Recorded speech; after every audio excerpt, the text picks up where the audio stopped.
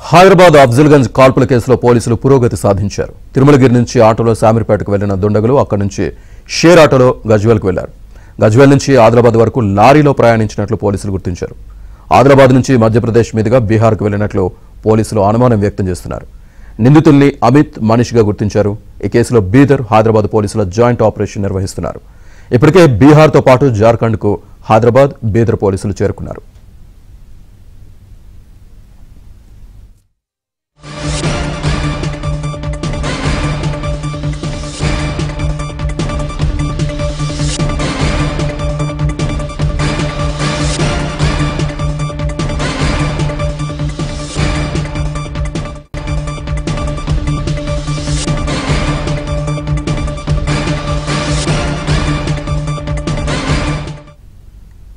అఫ్జల్గంజ్ కాల్పుల కేసులో పురోగతికి సంబంధించి పూర్తి సమాచారాన్ని మా క్రైమ్ కరెస్పాండెంట్ ప్రవీణ్ అందిస్తారు. ప్రవీణ్,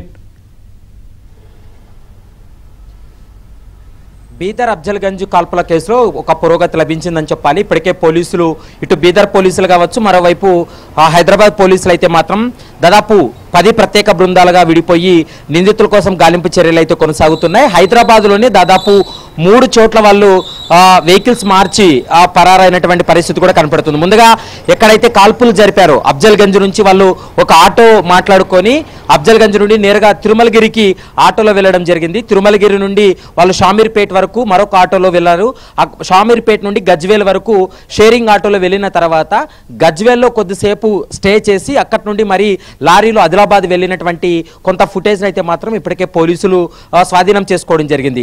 ఆదిలాబాద్ నుండి మధ్యప్రదేశ్ మీదుగా బీహార్కు నిందితులు వెళ్ళినట్లయితే మాత్రం పోలీసులు అనుమానం వ్యక్తం చేస్తున్నారు. ఇదంతా కూడా బీహార్ ముఠా ఒక పక్కా ప్రణాళికతోటే బీదర్లో ఏటీఎం సెంటర్ వద్ద దాదాపు 93 లక్షలను లూటీ చేసుకొని బైక్ మీదే బీదర్ నుండి హైదరాబాద్కు వచ్చిన తర్వాత హైదరాబాద్లో ఆ డబ్బులన్నీ కూడా వారు ముందస్తుగా ఒక 2 బ్యాగులు కొనుగోలు చేసి అఫ్జల్గంజ్లో ఆ బ్యాగుల్లోకి డబ్బులన్నింటినీ కూడా మార్చిన తర్వాత వాళ్ళు పరారైనటువంటి పరిస్థితి కనపడుతుంది. అఫ్జల్గంజ్లో ఓ ప్రైవేట్ ట్రావెల్స్లో వాళ్ళు ఎక్కి కూర్చున్నప్పుడు ఆ బ్యాగ్స్ను చెక్ చేసేటువంటి క్రమంలోనే ఆ ప్రైవేట్ ట్రావెల్స్ సంబంధించినటువంటి సిబ్బంది పైన విచక్షణారహితంగా కాల్పులు జరిపి ఇక్కడి నుండి పరారైనటువంటి పరిస్థితి కనపడుతుంది. ప్రస్తుతం బీహార్తో పాటు ముఖ్యంగా రాయ్పూర్ ఈ 2 ప్రాంతాల్లో కూడా దాదాపు 5 టీమ్స్ పూర్తి స్థాయిలో గాలింపు చర్యలు కొనసాగిస్తున్నారు.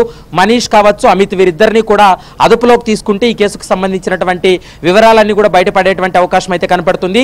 వీళ్ళు గతంలో కూడా ఒరిస్సా ప్రాంతంలో ఇదే విధంగానే బీదర్ ఘటన కంటే 15 రోజుల ముందే అక్కడ ఒక దోపిడీ చేయడం జరిగింది.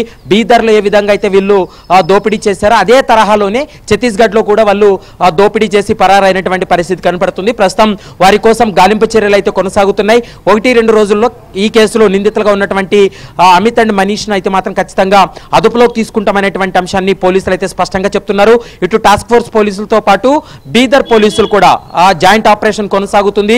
వాళ్ళ యొక్క మొబైల్ కి సంబంధించినటువంటి కొన్ని సిగ్నల్స్ కూడా ఇప్పటికే పోలీసులు గుర్తించడం జరిగింది. వాళ్ళ ఫోటోలు కూడా గుర్తించడం జరిగింది. సీసీ ఫుటేజ్లను ఆధారంగా చేసుకుని ప్రస్తుతం అయితే మాత్రం అఫ్జల్గంజ్ బీదర్ కాల్పుల కేసుకు సంబంధించినటువంటి నిందితుల్ని ఐడెంటిఫై చేశారు. 1-2 రోజుల్లో ఖచ్చితంగా నిందితుల్ని అరెస్ట్ చేసి నేరుగా హైదరాబాద్కి తరలించేటువంటి అవకాశాలు అయితే కనపడుతున్నాయి. Srinivas. Right Praveen, thank you.